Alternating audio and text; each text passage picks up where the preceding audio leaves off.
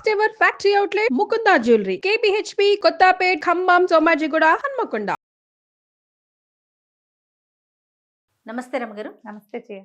పాత జ్ఞాపకం అనే ఒక లెక్కలో చనిపోయిన వారి కానీ లేకుంటే మనకు దూరంగా ఉంటున్న వారి కానీ వస్తువులు కానీ డబ్బులు కానీ నగలు కానీ వారి తాలూకా మెమరీస్ బట్టలు కానీ ఉంచుకుంటాం. అది మంచా చెడ కీడు జరుగుతుందా? దానివల్ల ఓకే మనం హ్యాపీగా ఫీల్ అవుతానికి ఉంచుకుంటున్నాం కాబట్టి దాన్ని మంచి కిందే మనం భావించాలంటారా? అంటే ఈ ఫ్యామిలీస్లో ఎలా ఉంటుందంటే వీళ్ళు ఏదో ఉంచుకుంటారు, మిగిలిన వాళ్ళు అలా సెంటిమెంట్గా ఫీల్ అవుతారో అవరో అదొకటి చూసుకుంటూ ఉండాలి ఎప్పటికప్పుడు. అదో పెద్ద గోలగా ఉంటుంది. జనరల్గా చనిపోయిన వాళ్ళవి అంటే ఇప్పుడు మన చిన్నప్పటి ఫ్రెండ్స్ వాళ్ళది ఒక జ్ఞాపకంగా మనం ఒక వస్తువు వాళ్ళు ఇచ్చింది ఉంచుకుంటాం. క్రమంగా ఈ జ్ఞాపకాలు ఎక్కువైపోతాయి, ఇల్లంతా నిండిపోతుంటుంది జ్ఞాపకాలతోటి. అదొక వేరే కథ అనుకో. మన ఇల్లు ఖాళీ చేసుకోవడం ఎట్లా అనేది ఇక వేరే సంగతి. కానీ చనిపోయిన వాళ్ళవి నాన్నగారో అమ్మగారో తాతయ్యో నాయనమ్మో అమ్మమ్మో పెద్దమ్మో ఎవరైనా చనిపోతే వాళ్ళది ఏదైనా జ్ఞాపకంగా ఒక వస్తువు ఉంచుకుంటారు. ఇప్పుడు నాన్న చనిపోయారు అనుకో, ఇంట్లో నాన్న చనిపోతే నాన్న వస్తువులన్నీ తీసి బయట పారేస్తారా ఎవరైనా? పడేయకూడదు కదా. పడేయలేరు కదా, లేరు కూడదు. ఇక నాన్న ఇచ్చిన జీవితమే కదా మంది, దీన్ని ఎక్కడ పారేస్తాం? ఈ కొన్ని వస్తువులు మరణించినప్పుడు వారు పడుకున్న మంచము అలాంటివి తీసేస్తారు. అవును అవును. ఒకవేళ మంచం మీద గతిస్తే మంచం తీసేస్తారు, ఆ పరుపులు తీసేస్తారు. వాళ్ళు ఆ సమయంలో అప్పుడు వాడబడిన వస్తువులు ఖాళీ చేసేయాలి, ఎవరైనా చేయాల్సిందే. అవి ఉంచుకోవద్దు. జనరల్గా పెద్దవాళ్ళు చెప్పేది ఇది. అందుకని మంచం మీద గతిస్తారు. అలా అనిపిస్తే ఇప్పుడు రాత్రి నిద్రలో పోయారనుకో చేయగలిగేది లేదు కదా. కానీ అలా కాకుండా ఆయన పరిస్థితి బాగులేదు, సీరియస్గా ఉందన్నప్పుడు భూసేనం చేయించేస్తారు. అవును, ఇంకోళ్ళని ఎవరో సాయం పట్టి నేల మీద పడుకోబెడతారు. అదేం తప్పు కాదు, జరుగుతుంది. మళ్ళీ మాట్లాడదాం రమ్మగారు, నాకు చాలా ప్రశ్నలు ఉన్నాయి దీనికి సంబంధించి. సరే మాట్లాడదాం. రైట్. అయితే ఈ మరణ సమయంలో ఉన్నవి తీసేస్తారు. అక్కడి నుంచి నాన్నగారు ఏ ఇంట్లో తండ్రి కుమారులు వాళ్ళంతా ఉన్నారో ఆ ఇల్లు అలాగే ఉంచుకున్నారు అనుకో. తండ్రి జ్ఞాపకాల వస్తువులు ఆయన కొన్నవి, ఆయన ఏర్పరిచిన ఇల్లే వాకిలే అన్నీ ఉంటాయి. ఈ ఆడపిల్లలు ఇతరత్ర వేరే దేశాల్లోనూ వేరే ప్రాంతాల్లో ఉన్నవాళ్ళు నాన్న జ్ఞాపకంగా కొన్ని బట్టలు, అమ్మ జ్ఞాపకంగా కొన్ని చీరలు, కొన్ని గాజులు అమ్మవి తీసుకెళ్ళచ్చు. అందులో ఏ తప్పు లేదు, దానివల్ల ఏ కీడు రాదు. ఓహో, సెంటిమెంట్ వర్కౌట్ అవుతుంది. ఇప్పుడు అవతల వాళ్ళు కీడుగా భావిస్తారు కొంతమంది. అవును. నేను విన్నాను ఒక కేసు. వాళ్ళ అమ్మగారు పోయారు. అమ్మాయి ఏం చేసింది, వాళ్ళ అమ్మగారి చీరలు అవి తెచ్చుకుంది, వాళ్ళ అమ్మ గాజులు ఆ పప్పుడు బాడీ మీద ఉన్న గాజులు వెళ్ళిపోయినాయి. ఆవిడ ఎక్కడో ఒక కుప్పగా ఒక చోట పెట్టుకున్నారు వాళ్ళ అమ్మగారు. ఒక 25-30 డజన్ల గాజులు ఉన్నాయి. మా అమ్మ గాజులని సెంటిమెంట్ తెచ్చుకుంది. పండగ రోజునో లేకపోతే పూజ రోజునో అమ్మ చీర కట్టుకుని అమ్మ గాజులు వేసుకుంది, సంతోషంగా ఉంది, అమ్మ నాతోనే ఉందని. వాళ్ళ అత్తగారు తెగ తిట్టారు. కీడు, చనిపోయిన వాళ్ళ బట్టలు వాడతావా ఓహోహో పూజలప్పుడు? అది ఈ అమ్మాయికి జ్ఞాపకం, కానీ ఆవిడకి అది కాదు. అందులో కీడు ఏమి ఉండదమ్మా. ఇప్పుడు ఎవరైతే ఈ వస్తువులు ఇంతకుముందు ధరించారో వాళ్ళు వెళ్ళిపోవటం వల్ల మీకు వచ్చి పడిపోయే కీడు లేదు. ఈ లోకంలో శాశ్వతంగా పీఠము వేసుకుని కూర్చునేవాడు లేడు. ఒక రోజు ముందు 2 రోజుల వెనకాల, అంతే అంతే. శరీరం అశాశ్వతమైనది, నశ్వరము, ఇది తప్పకుండా వదలాల్సిందే. ఇప్పుడు అక్కడి నుంచి తెచ్చుకుంటే తప్పు, కానీ అది పనికిరాదు, అది తీసేస్తారు. ఎట్లా అవేమీ లేవు. ఆ అమ్మాయి సెంటిమెంట్, అమ్మాయి సంతోషాన్ని ఎందుకు కాదనాలి? ఈ అత్తగారిలో పెద్దవాళ్ళు, అత్తగారులనే అనాలి జయ, ఇంకో వేరే పెద్దవాళ్ళని అనకూడదు. వీళ్ళు ఎవరి దగ్గర ఎక్స్ప్రెస్ చేస్తారు జయ. కొంతమంది ఉంటారు ప్రతి దాంట్లోనే నెగిటివిటీ చూస్తారు. వాళ్ళు అవును కీడని చెప్తారు పక్కన వాళ్ళు. దాంతో ఈవిడ తన రోపు జమాయించాలని చూస్తారు. కీడు అప్పుడు ఆ పూట పిల్లాడు కింద పడ్డాడు అనుకో, నువ్వు చచ్చిపోయిన మేమ చీర కట్టుకున్నావు కాబట్టి పిల్లాడు కింద పడ్డాడు, దీన్ని దానికి అటాచ్ చేస్తారు. అమ్మాయి సెంటిమెంట్ని గౌరవిద్దామని చచ్చినా అనుకోరు. ఇప్పుడు ఆ సెంటిమెంట్ ఉన్న అమ్మాయి అత్తగారు ఇట్లా అంటోంది అన్నప్పుడు ఆ పర్టికులర్ టైంలో వేసుకోకుండా ఉన్నా కూడా పోనీ. ఇప్పుడు అమ్మ బట్టలు మన ఇంట్లో ఉంటే మనతో ఉన్నట్టే, ఒంటి మీద ఉంటేనే మనతో ఉన్నట్టు కాదుగా. ఇలాంటి చోట రప్చర్ మొదలుపెట్టి ఎక్కడెక్కడెక్కడెక్కడికో వెళ్తారు. ఎట్లున్నారు మీరు, చాలా ఎక్స్పీరియన్స్డ్ గా చెప్తున్నారు. కేసులు, కొట్లాటలు, పోట్లాట, దాని మీద మాట్లాడుకోవటం, ప్రతి వాళ్ళకి పంచాయతీలు. బాబా ఇంట్లో పెద్దవాళ్ళంతా పెద్ద ముత్తైదువులందరూ చేరి తలా ఒక మాట మాట్లాడటం. మధ్యలో వీళ్ళకు ఒక పోతురాజు ఒక ఆయన ఉంటాడు, బ్రహ్మాండ నాయకుడు, అన్ని ఇలాంటివి చెప్పగలిగేవాడు. ఆయన దగ్గరికి వెళ్ళటం, ఆయన అదంటాం, వీళ్ళు ఇదంటాం. చిన్న విషయాలకి అదేలేండి మనకి ఆవిడ చిన్నగా ఊరుకున్నా అనిపిస్తుంది. ఆవిడ ఊరుకున్నా ఈ అమ్మాయి ఆ పూటకి ఆగినా ఏ గొడవ ఉండదు.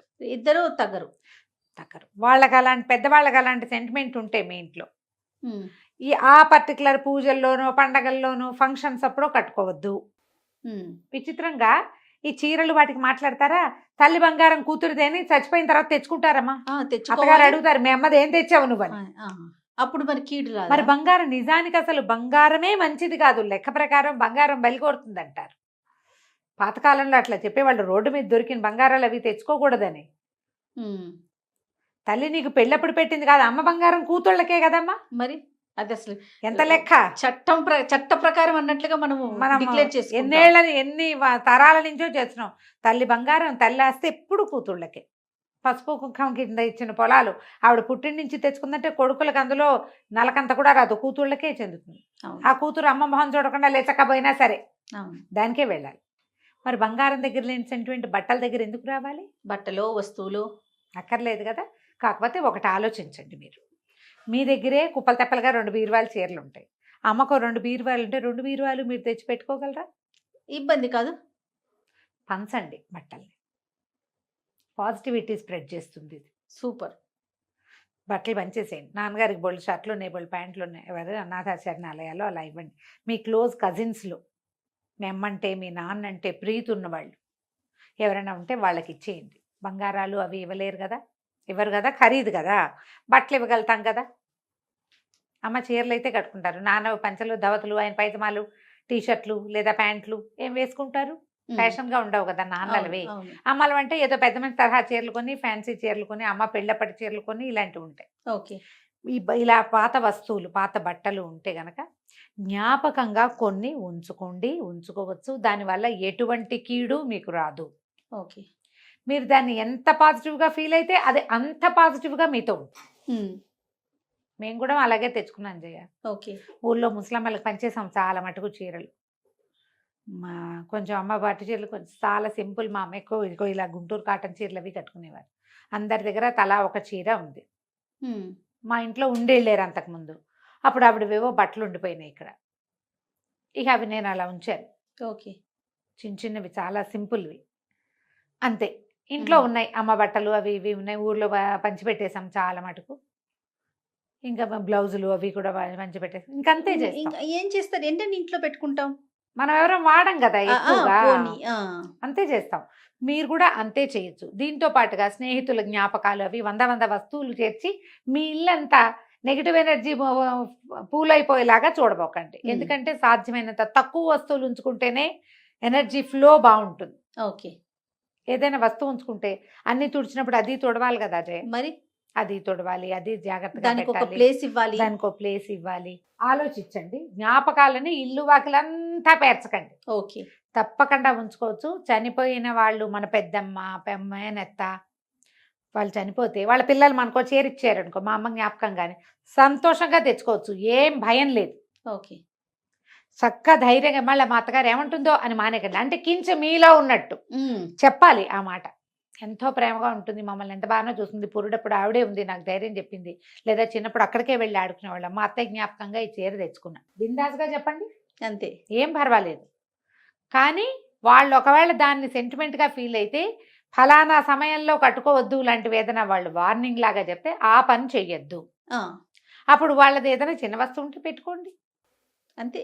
బట్టలు చక్కగా మంచి బట్టలు కట్టుకున్నప్పుడు ఆ చీర బయటికి తీసిపెట్టి చీరకు దండం పెట్టుకోండి, అత్తయ్యకి దండం పెట్టుకున్నట్టు సరిపోతుంది. ఇలా ఆలోచించండి అమ్మా. మనకి అసలే ఊరికే అంటే అంటే గొడవలు వస్తున్నాయి జయ. మనమే పొరుగు పొడ గిట్టకుండా తయారయ్యాం, పొట్లపాదుల్లాగా అయ్యాం మనం. పక్కన ఎవరు గిట్టరు మనకి. కోవిడ్ తర్వాత మరీ మనుషుల్ని భరించలేని పరిస్థితిలోకి వచ్చాం. అవును. ఇప్పుడు తప్పనిసరిగా భరించవలసిన అత్తలు కోడళ్ళు వీళ్ళు ఇవి తప్పవు కదా. దాన్ని దాన్ని సర్దుకుపోవాలి. ఈ చెడగొట్టుకునే రకపు వ్యవహారాల్లో మన సెంటిమెంట్ కూడా ఎందుకు దూర్చాలమ్మా, అంతేనండి, అనవసరంగాను కదా. మంచి వ్యాలిడ్ పాయింట్ అమ్మగారు. ఆలోచించండి, ఇలా ఆలోచిస్తే మీకు హాయిగా ఉంటుంది. అవును. మా అమ్మగాజులు నేను ఎందుకు వేసుకోకూడదు, ఆవిడ పెత్తనం ఏంటి అనకండి. మీ అమ్మ పార్ట్ ఎంత ఉందో మీ జీవితంలో ఆవిడ అత్తగారి పార్టు అంతా ఉంటుంది. మీరు మీ నాన్న ఇంటి పేరు ఉంచుకోగలరు, మీ పిల్లలకి మాత్రం మీ అత్తగారింటి పేరే ఇవ్వాలి కదా. ఇప్పుడు ఆవిడది ఎంత పెద్ద పార్టు మరి కదా. ఇలా ఆలోచిస్తే ఏ ప్రాబ్లము ఉండదు. మీరు సెంటిమెంటల్గా చక్కగా చనిపోయిన వాళ్ళ వస్తువులు ఉంచుకోవచ్చు. దాంట్లో ఏ భయము లేదు. రైట్ రమ్మ గారు. నమస్తే. నమస్తే జయ.